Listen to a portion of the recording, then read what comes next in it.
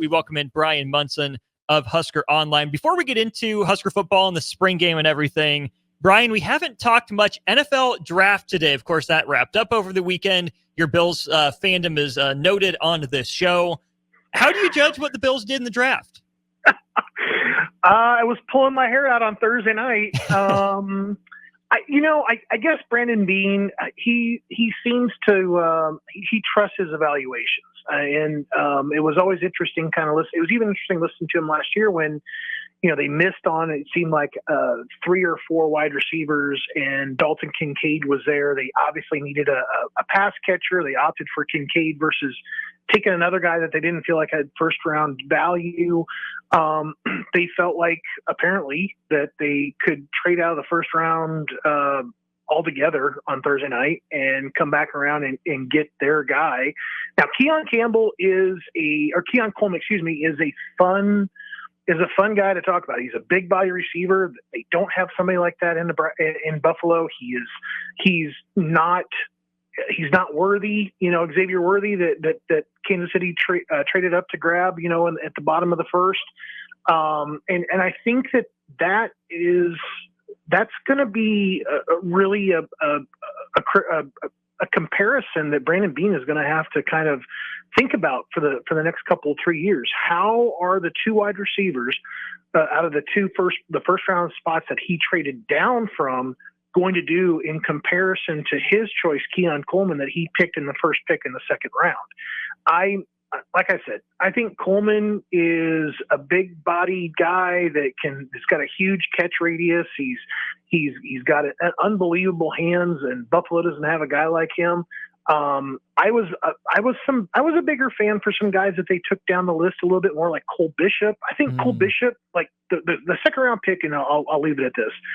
The second round pick speaks volumes of how Buffalo knows that they have to be, better prepared to guard guys like Travis Kelce.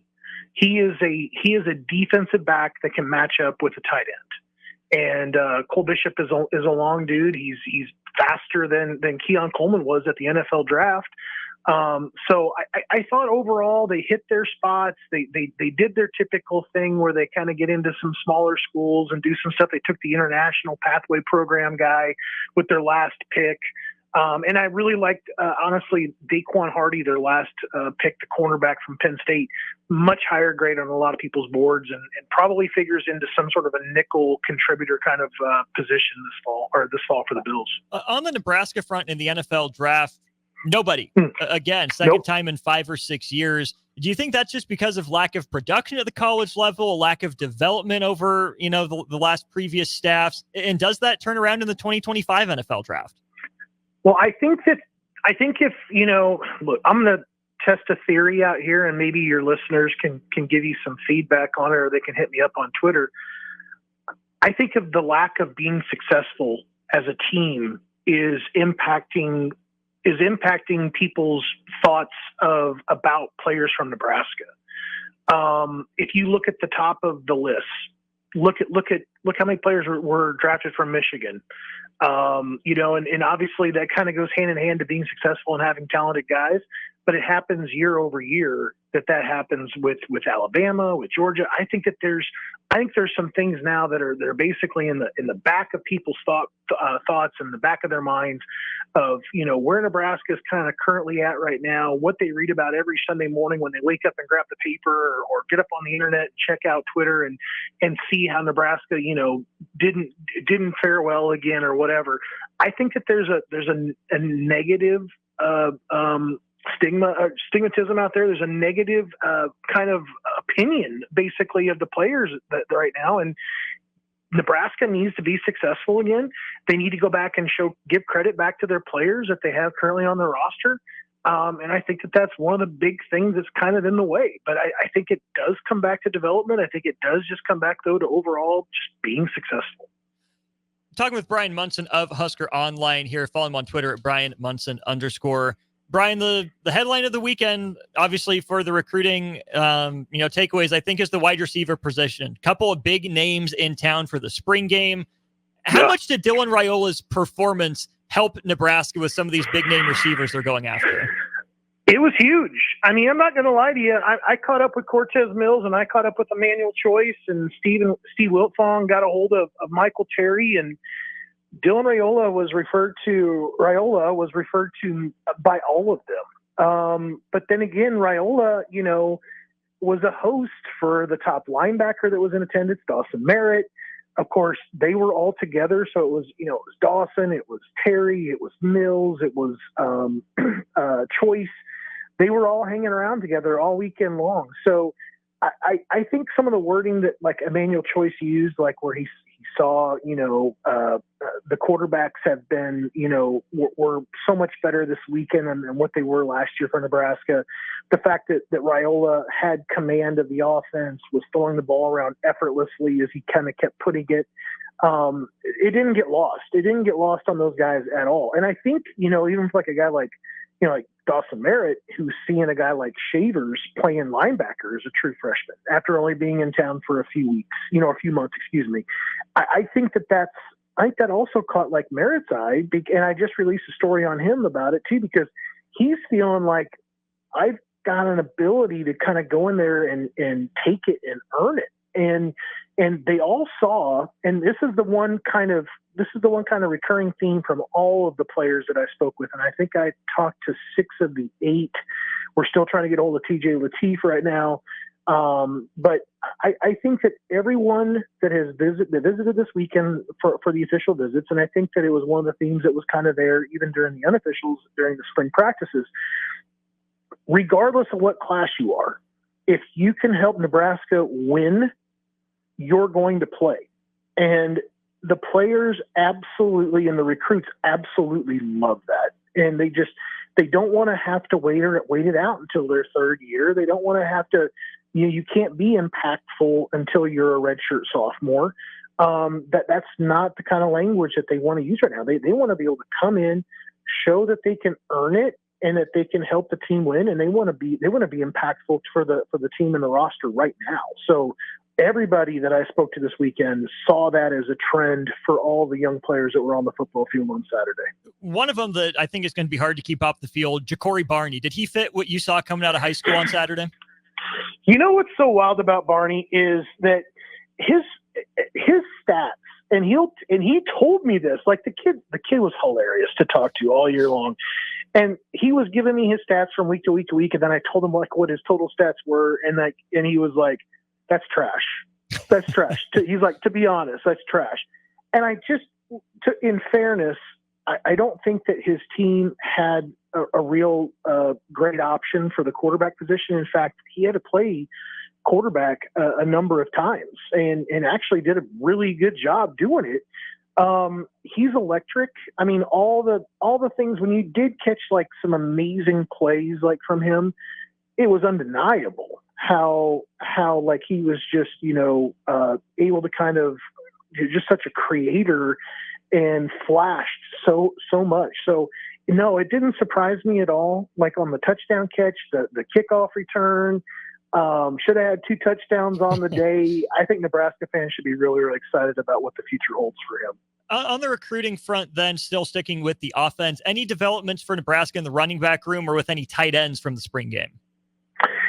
I thought that Dowdell really kind of came out and showed that he has some burst. I think that he looked a little hitch in his giddy up, like he's got a little hop along kind of going on there right now. So he might be dealing with a little bit of an injury, but he certainly flashed. I love the fact that Nebraska is creating lanes. I mean, you've got the front edge and you got the cutbacks, and I think Nebraska showed that they can generate some holes in that run game right there, and I think people should feel really good about that.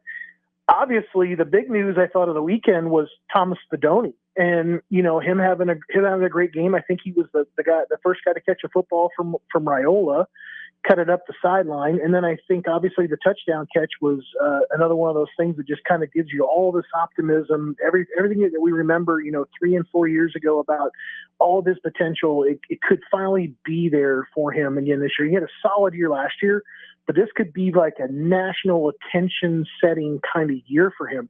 And I thought it was really telling about how he's, come out and gone public about how he's had a number of people reach out to him about possibly transferring, and the tampering that's going on right now. It's incredibly real. I had a parent that I am friends with, that I had developed a friendship with, of a player, reach out to me and tell me before the spring game even happened about how much tampering is such a real thing right now. But it's just a wild, wild west with the NCAA and all the other rules that are kind of going on right now. So I think the NCAA is going to have to figure out really quick how they're going to get around this. But until there's contracts with these guys, I don't know how they can. So it's really interesting to see how they're going to kind of get this thing fixed. Let's flip gears to defense, Brian. In terms of the visitor list for Nebraska, who are some of the bigger name defensive prospects in town outside of like a Dawson Merritt that you mentioned, and how did some of their visits go? Yeah, the other Antonio Branch was there. He was the only other defender that was in town. Kind of a guy that kind of was a late addition, Adonis Curry, that was supposed to come in from California, who had visited a couple weeks before, was unable to make it this weekend. He's going to reschedule his visit. He's probably Nebraska's number one cornerback. Antonio Branch, even though he's rated as a cornerback by On3, really being looked at to play the safety position by Nebraska. Honestly, I think that at the end of the visit, I think Nebraska was leading for Antonio Branch. I thought Nebraska made up ground with several of the players. I thought John Mills, Choice, Cortez Mills, and even Dawson Merritt, that Nebraska made a significant amount of ground with all of them. I would say that Nebraska was probably trending right now for Antonio Branch. I think Nebraska is really trending, of course, with TJ Lateef, even though we've not really received any type of official word back from him yet in comments about him. It'll be interesting to see when he kind of goes public and what he has to say about the official visit weekend up in Nebraska this week. A couple more spring game thoughts for you in a minute, Brian, but last thing on the recruiting front, in-state players, how many were there about, and anything noteworthy from players inside the Nebraska border? Yeah, I had a bunch of stories that I put up like in a thread on Red Sea Scrolls. So if you didn't see anything posted, you need to go back, just look at that. I'm going to start moving those guys out into individual stories. In fact, I started doing that Sunday morning until the official visitors started taking off. But I spoke with Christian Jones. I spoke with Chase Lofton. I'm trying to think who else I kind of caught up with out of that group. But Ike Ackerman, I actually caught up with him too, because I think Ackerman's going to become one of those priority walk-on, kind of players. But obviously he's doing so well right now in track. He's getting noticed to play track too at the next level.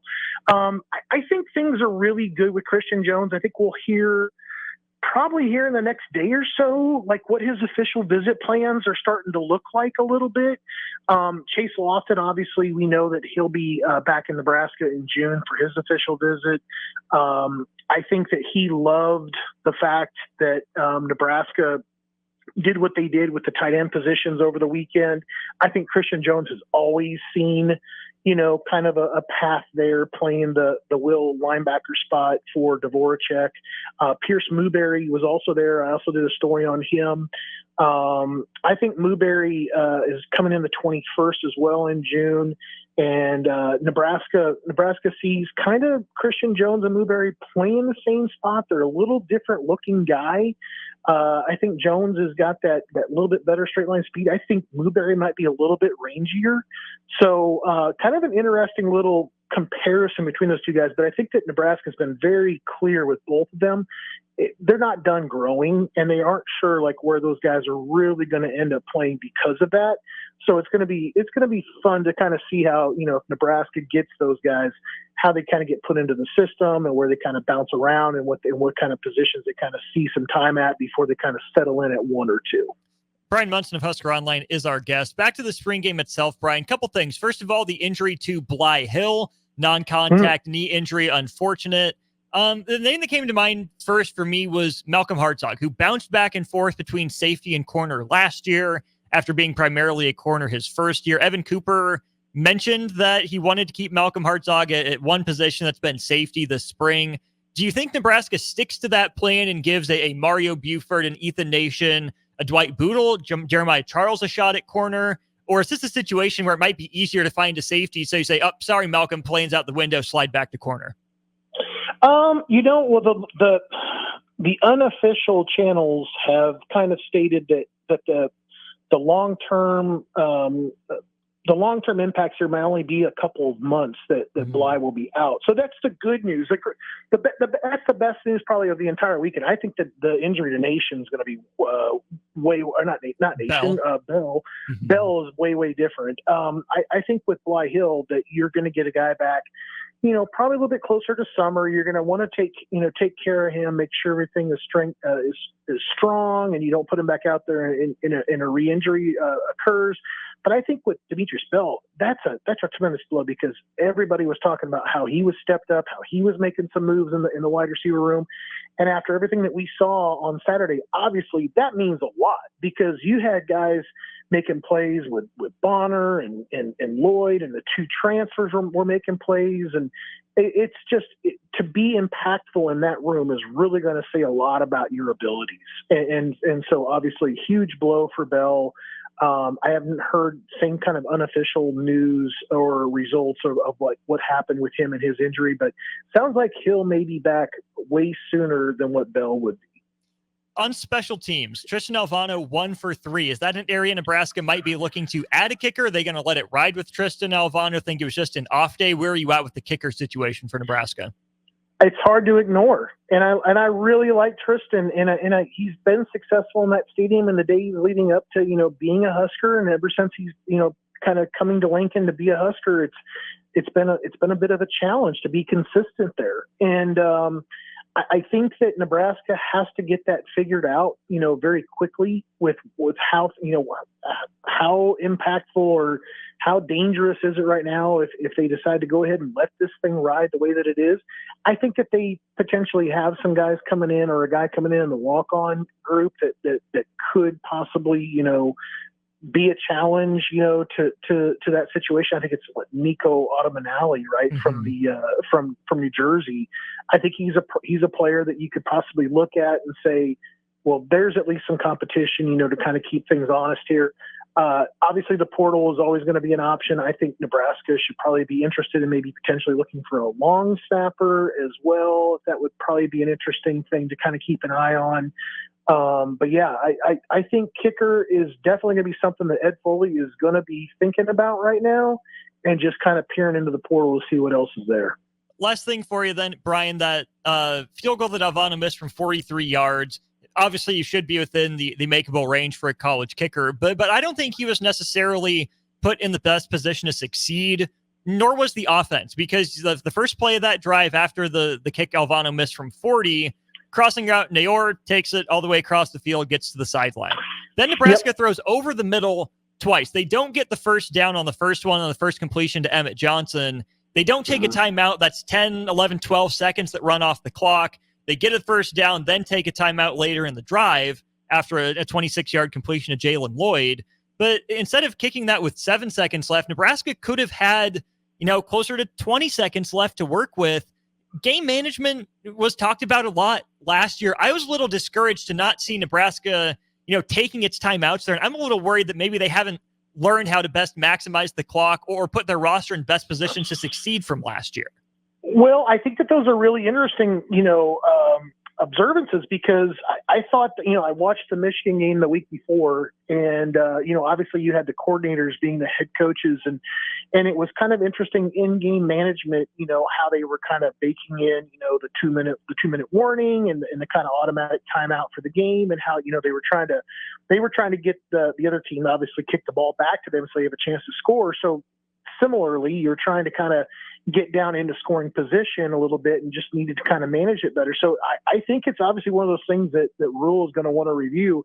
He did mention, in the booth while he was up there in the second quarter about, the 2-minute warning and having that pro experience and, having some ways to kind of use that to your advantage.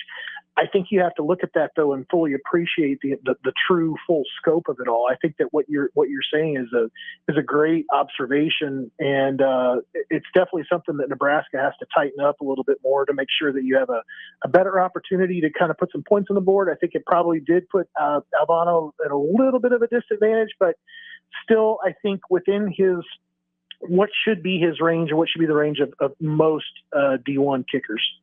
It's Bryan Munson of Husker Online, joined us here for about 20 minutes. Bryan, thank you for spending your time with us this afternoon. I appreciate your work on Husker Online. Definitely want to direct people there. Thanks as always for your time. We'll talk again next week, my friend. All right, buddy. Be good.